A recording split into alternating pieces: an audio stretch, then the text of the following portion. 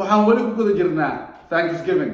ciida loo yaqaano Thanksgiving ciidan oo caan ku ah in familada ay isku wada imaadaan cunto wada cunaan shopping wada aadaan soo adeegtaan ciidan oo socoto ka bilaabata sanad walba November asbuuca afraad maalin khamiisa socotana ilaa 4 maalin maalinta hadda ku eg ilaa isniinta shoppingkeedana ku eg 5 maalin hadaba sanadkan waxaa la saadaalinayaa 53.4 milyan oo qof in ay u safri doonaan gobolada asal ahaan ka imaadeen boqon doonaan waalidiintooda dabaaldegi doonaan ciida Thanksgiving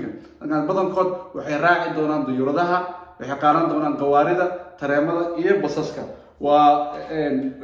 sadaasha sanadkan la saadaalinayo sidoo kale waxaa la saadaalinayaa in dhaqaalaha kor u kici doono dadkaasna ay ku gadan doonaan 859 bilyan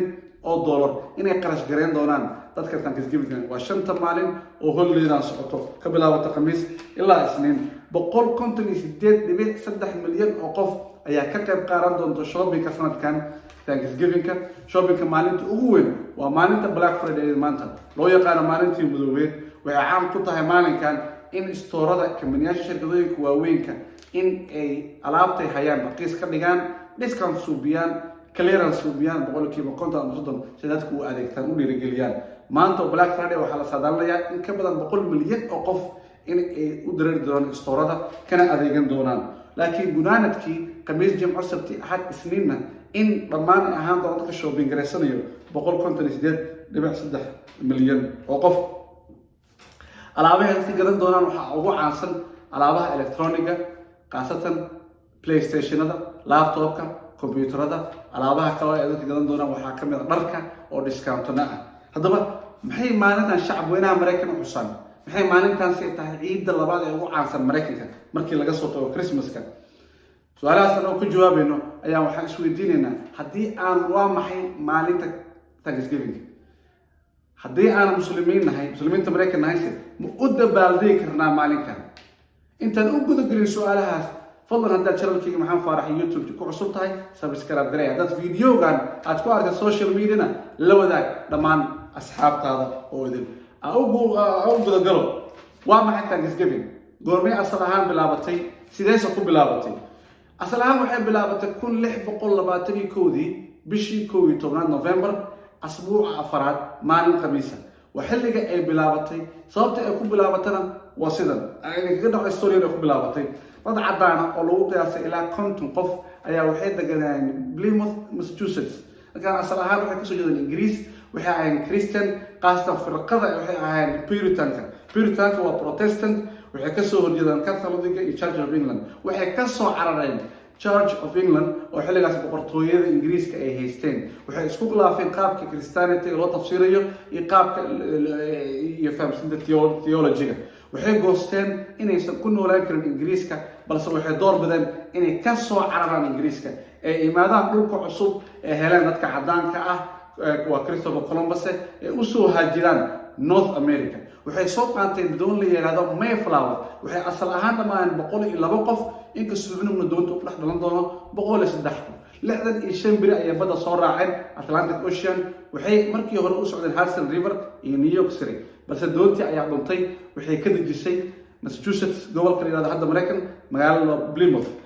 Plymouth waxaa iska lahaa deganaa agaarkeedana lahaa dad Native American qabiil la yiraahdo Wampanoag oo caan ah dadkii markii ay soo degeen cadaanka ahaa 102 qof qaarkood ururada ay dhinteen gaajooyin ay u dhinteen waxay yimaadaan dhul aysan aqoonin cunto meehaysan gaajad dishay daawooyin meehaysan xilli winter December ay soo degteen 1620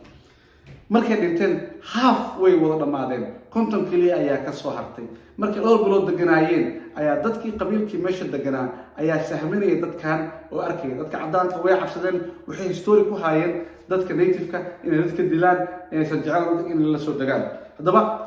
Squanto oo ah wiil Native American ah balse hadda ka hor la adoonsaday af Spanish-na ku hadlo af Ingiriis fiican ku hadlo Spain Ingiriiska la geeyay ka bacdi la soo celiyay ayaa wuxuu la taliyo u ahaa chiefkii qabiilka meesha deganaa Wampanoag Squanto isaga qabiilkiisa laftiisa waxaa laayay cudur oo plague aan la aqoonin ayaa laayay kadib markii la adoonsado kabacdi uu soo laabtay markuu dhulkiisa ku soo laabtay wuxuu arkay dadkiisa ay dhammaadeen sidaas daraaddeed wuxuu u gudagalay ama wuxuu mangalyo weydiistay qabiilka Wampanoag oo markaas qabiilkiisii hore ee dhintay daris la ahaa haddaba Squanto iyo chiefkii Wampanoag iyo madax ka mid ah qabiilkaas ayaa waxay soo booqdeen settlerskii dadkii Christianka pilgrimska ahaa oo ka soo cararay persecutionka diinta Christianity Church of England oo deganaa ayaa u imaadeen dadkaas xilligaas way gaajeysnaayeen wax ma haysan awood ma haysan waxa lagu qasa content dhamaan hogaamiyahooda wuxuu ahaa William Bradford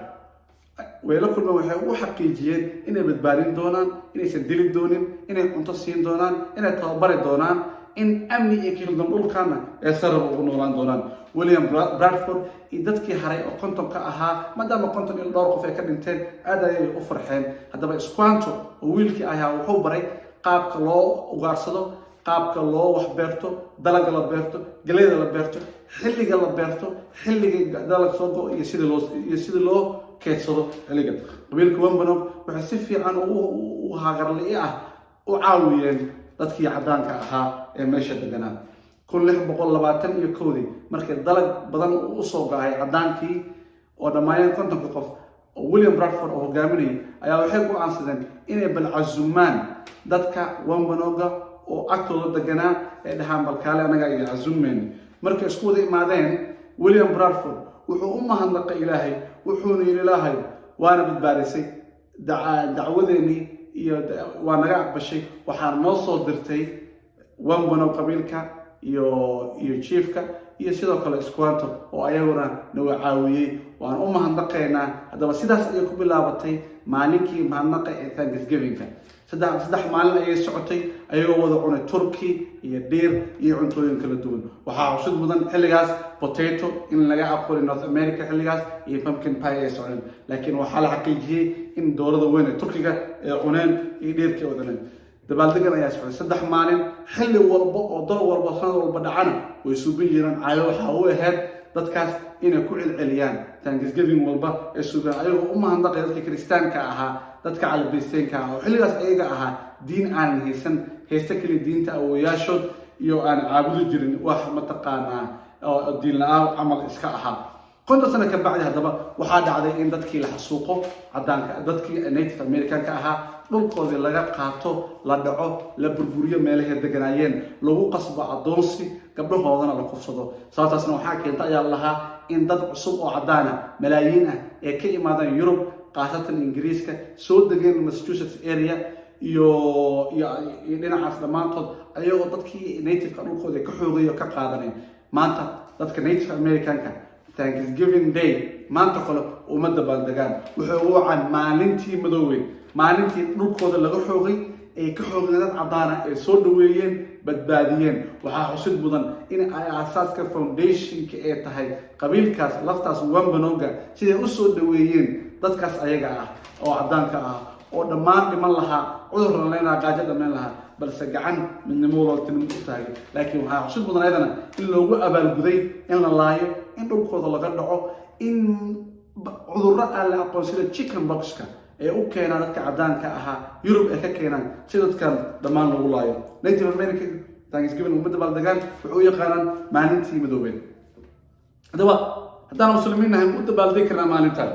waxaa xusid mudan maalintan in Christianity-ga Bible-ka aysan ku jirin maalinkan Thanksgiving kaliya waxaa ku jira ciidaha Easter-ka iyo Christmas-ka balse maalinkan kuma jirto waa maalin ficil dhex maray dad Kristaana la badbaadiyay dadka badbaadinayna ay ahaayeen Native American waa maalin kaliya oo mahadnaq qaabkii loo badbaadiyay kaliya haddaba dadka badankood culimada badankood way ku kala duwan yihiin in dadka muslimiinta sidoo kale Mareykan joogana u dabaaldegaan balse waxaa xusid mudan ama xaqiiqa in maalintan aysan ahayn maalin diimeed ee tahay maalin dhaqan ah traditional culture noqotay maalintaas oo calabisteynka loo mahadceliyo dadka si ugu soo dhaweeyeen Mareykan gunaanadkii madaxweynihii ugu horeeyay oo xuso maalinkan uu ahaa George Washington oo yiri 1799 maalinta Thanksgiving holiday halkan balse lagama dhigin oo arinkii ma soconin Abraham Lincoln ayaa 1863 tabacdi dagaalkii North iyo South Mareykanka markii la midoobay Southka laga raayay ayuu wuxuu dhahay Thanksgiving Day maalinta la xuso asbuuca afaraad khamiis maalin ka bilaabanayso sanad walba bisha 11aad madaxweyne Franklin Roosevelt oo mar dhow ka dambeeyay ayaa asagana maalintan bedelay sababta uu bedelay waxay inuu commercialize gareeyo waana xilligii ay bilaabatay maalintan in laga dhigo maalin lacageed maalintii adeegtaan maalin dukaamada la furo maalin waxa dhan oo sale laga dhigo ama clearance laga dhigo oo wuxuu ka dhigay week koowaad ee November kabacdi